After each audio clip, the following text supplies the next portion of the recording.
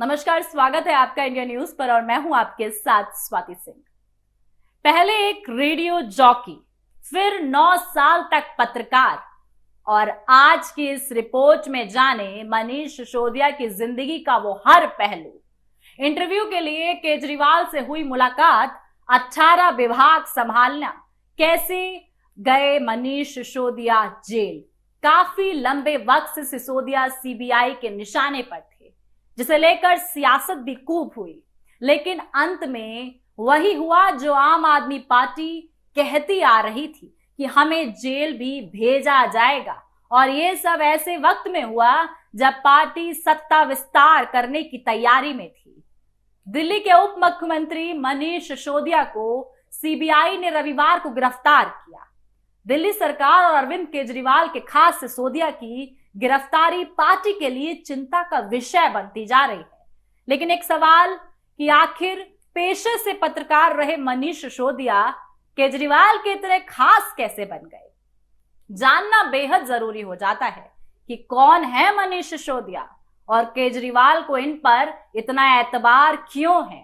जैसे कि आम आदमी पार्टी जब से दिल्ली की सत्ता में आई है, तब से हर बार मनीष सिसोदिया ने ही सरकार का बजट पेश किया है।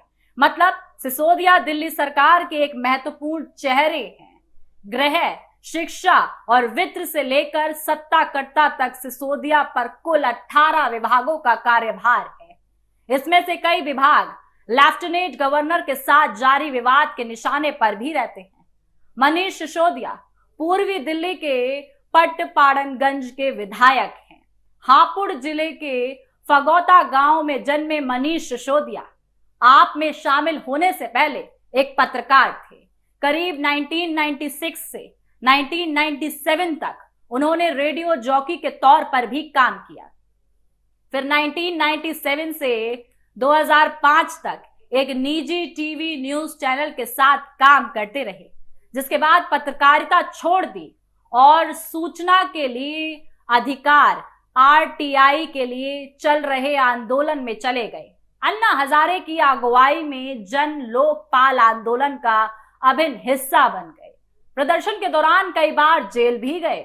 वहीं नवंबर 2012 में भ्रष्टाचार विरोधी आंदोलन से एक पॉलिटिकल पार्टी का उदय हुआ, जिसका नाम था आम आदमी पार्टी। अरविंद केजरीवाल की आम आदमी पार्टी खेल के नियम बदलने की बात करती थी। इसी दौरान सिसोदिया की एंट्री सक्रिय राजनीति में हुई।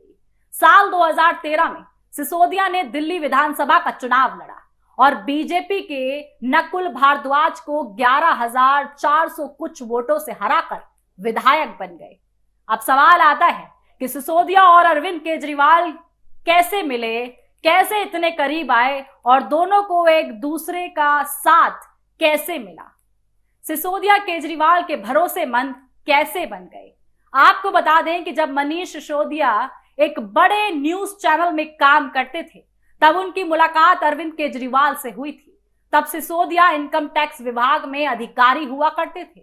इसके बाद उन्होंने परिवर्तन नाम से एक वेबसाइट बनाई थी, जिसमें भ्रष्टाचार से परेशान लोग अपनी शिकायत दर्ज करा सकते थे। केजरीवाल कहते हैं कि मनीष सिसोदिया वो पहले इंसान थे जिसने परिवर्तन को आगे बढ़ाने का काम किया। इसके बाद अन्ना हजारे के आंदोलन से अरविंद केजरीवाल और मनीष सिसोदिया दोनों जुड़ गए और शुरू हुआ राजनीतिक सफर। सिसोदिया और अरविंद केजरीवाल सबसे पुराने सहयोगियों में से एक है। 2006 में सिसोदिया ने केजरीवाल के साथ पब्लिक कॉज रिसर्च फाउंडेशन की स्थापना की। इसके अलावा केजरीवाल के साथ सिसोदिया ने कबीर नाम का एनजीओ शुरू किया, जहां सरकारी अधिकारियों और लोगों के साथ छोटे स्तर की जन सुनवाई होती थी। वहीं पार्टी शिक्षा मंत्री के रूप में उनके कार्यकाल की मिसाल देती है। दावा करती है कि दिल्ली सरकार के स्कूलों में दी जा रही बुनियादी सुविधाएं और शिक्षा की गुणवत्ता में एक बड़ा बदलाव देखा गया है। वित्त मंत्री के रूप में सिसोदिया ने शिक्षा के लिए बजट आवंटन को 2 गुना कर दिया, जो राज्य के पूरे बजट का लगभग 25% था। लेकिन अभी तो मनीष सिसोदिया के लिए बहुत सारी दिक्कतें हैं। उन पर घोटाले के गंभीर आरोप हैं। मनीष सिसोदिया कैसे इस पूरे जाल से बाहर निकलेंगे, ये शायद ही आम आदमी पार्टी को भी ना पता हो। अब देखना है कि आम आदमी पार्टी अपना वो कौन सा कदम उठाती है और कौन सा मोहरा चलती है जहां पर वो अपनी सत्ता को बचाए रखे। और बीजेपी अब कौन सा नया एक इल्जाम आम आदमी पार्टी पर लगाती है। इन केस से जुड़ी तमाम अपडेट्स के लिए हमारे साथ बने रहें और देखते रहिए इंडिया न्यूज। धन्यवाद।